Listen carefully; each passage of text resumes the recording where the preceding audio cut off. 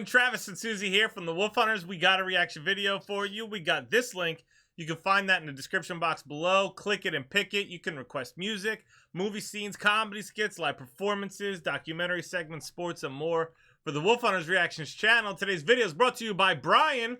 Bringing us Wagner's Tristan Chord, finally debunked by Stratisound. Brian says, "Hi, Susie and Travis. Don't be upset." Stop it, Brian. I'm sending you a third video about the Tristan Chord. Also, please do not understand the reason for this, as Susie was absolutely correct picking up what STO Music was laying down in the last video. I wanted to share with you the video he referenced that proposes theory number 4. Oh, okay. Which says Wagner was in B major all along, and that the end of the opera proves it. By the way, have you ever noticed that the whole world is in B major? Your microwave, garage door opener, right? Garbage disposal, and all your electrical appliances hum in B major. Wow. Well, B major can be really annoying sometimes then. I hear all of those things. For me, it's the opposite. I feel like it just like calms you down. Yeah, it tunes well, out. I said sometimes. I said sometimes. But like sometimes I can hear all of the electronics in it. Like the sleep sounds. Like I could like go to sleep listening to a dishwasher. Or... Yeah, but what I mean is like if someone turns on, especially an older TV in another room, I can hear it. I can hear like it turn on. It's like a frequency sound. Anyway, where was I at? And the analysis is correct for the end of the opera, but it is not for the opening. Her analysis assumes that the typical listener's reaction to the end of the opera would be, "Oh, Wagner, you're such a tricky but smooth ding-dong." As if Wagner was trying to keep his snake in the grass climax to B major hidden from view for 4.5 hours. While that's not entirely impossible, I think it's more likely that Wagner was using the Tristan Chord as an augmented 6th chord, then stranding the listener on the dominant of A minor, and subsequently the dominant of C minor, rather than it being some clever B major altered tonic chord progressing to an altered subdominant chord that masquerades as a secondary dominant in another key.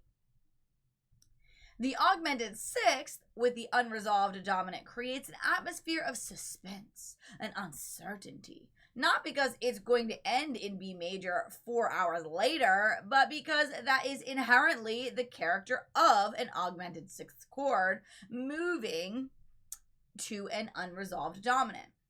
At the end of the opera, he takes the same augmented 6th chord so the listener recalls it, but then uses it as a pre-cadential tonic to move to the minor 4 chord subdominant to deliver a plagal cadence. Think amen. A plagal cadence, especially a minor plagal cadence, sounds bittersweet and sad rather than uncertain and mysterious. And this fits the opera's ending. Spoiler alert, both Tristan and Isolde die during the last scene, The most remarkable thing about all of this is how impactful Wagner's music still is today. I'm just some rando who likes music, but I've sent you 3 videos on the topic, and I wrote in the comments of Stratisound's video that I think her analysis is wrong. She replied telling me that I'm wrong. Check it out. I hope you enjoy this final Tristan Chord video. This really is the last one, I swear. Thank you, Brian. That's so funny. That's awesome that you guys are having a little tip in the comment section. Yeah. Well, I think that was the purpose, is to create that dialogue. And you know what? All right. Finally debunked, it says. Like and subscribe. Some people would agree to disagree. Debunk the debunked.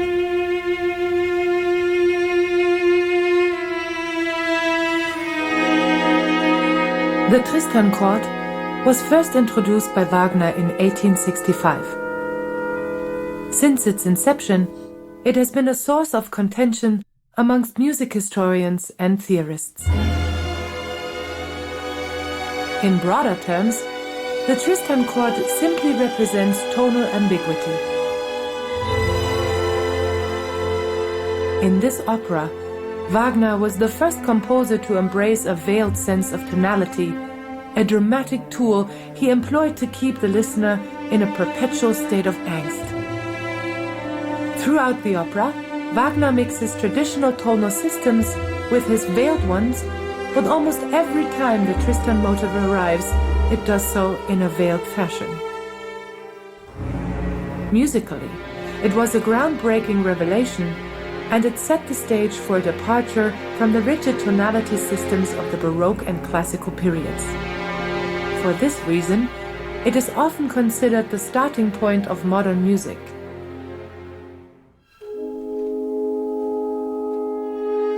To this day, theorists still argue over exactly what is the classification of the Tristan chord and what key it belongs to. Natchez asserts that the context of the Tristan chord is A minor, and that analyses which say the key is E or E flat are wrong. There are many other quotes like this to be found, and dozens of YouTube videos offering contrasting opinions in almost all keys and spellings. But one has to wonder if these theorists have studied the opera beyond the overture, for Wagner leaves us an indisputable clue in the very last bars of the final act. Here. Indisputable. Indisputable. Dang, that's powerful for having so many people say, different opinions.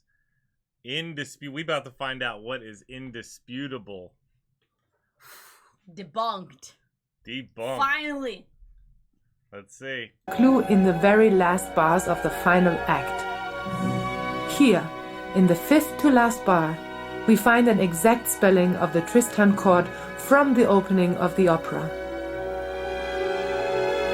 Although this time it is set with a root note.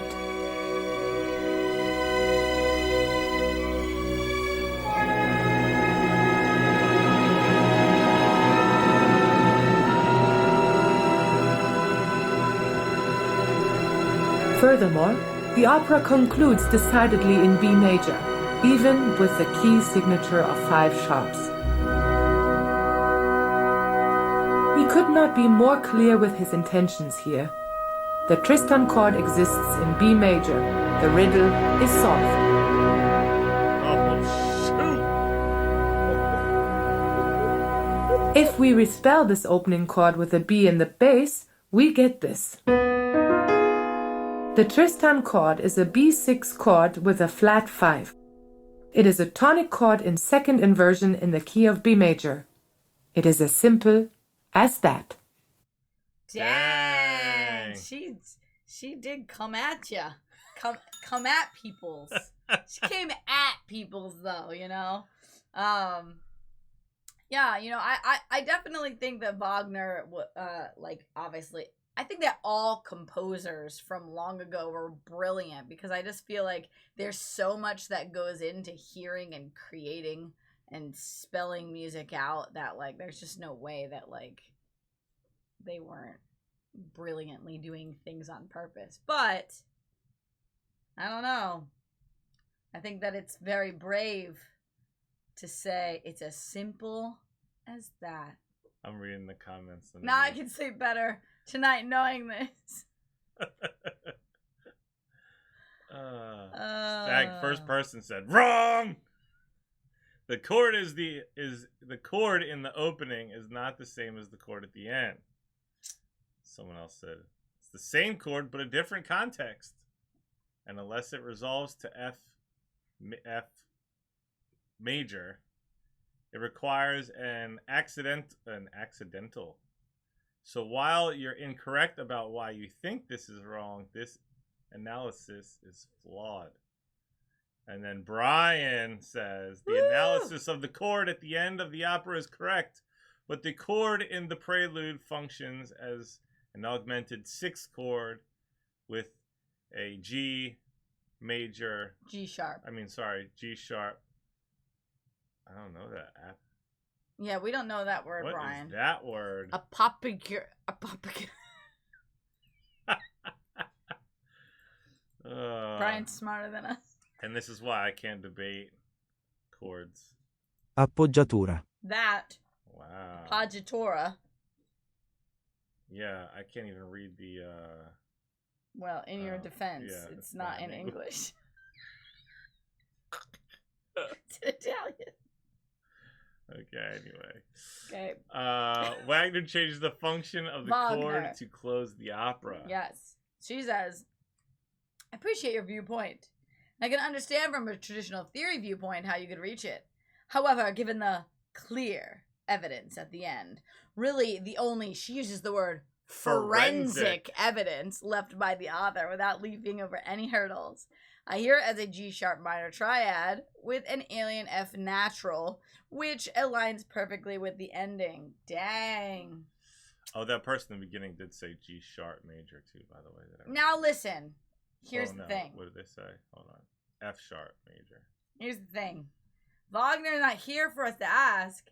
Yeah. So we actually can decide what we think Wagner was doing, but I would rest with the idea that we couldn't say that Wagner was obviously doing anything, because whether or not this person... If he was obviously doing something, it would be obvious. Right? Yeah, exactly. It would be obvious to everyone. There would not need to be forensic evidences. Yeah. There would not need to be so many videos about it if it were that obvious. So whether this person who did this video came to that conclusion or not, the conclusion that I come up with is that if you weren't there and you didn't ask him, then you simply can't really, really know. Unless everyone is in agreement.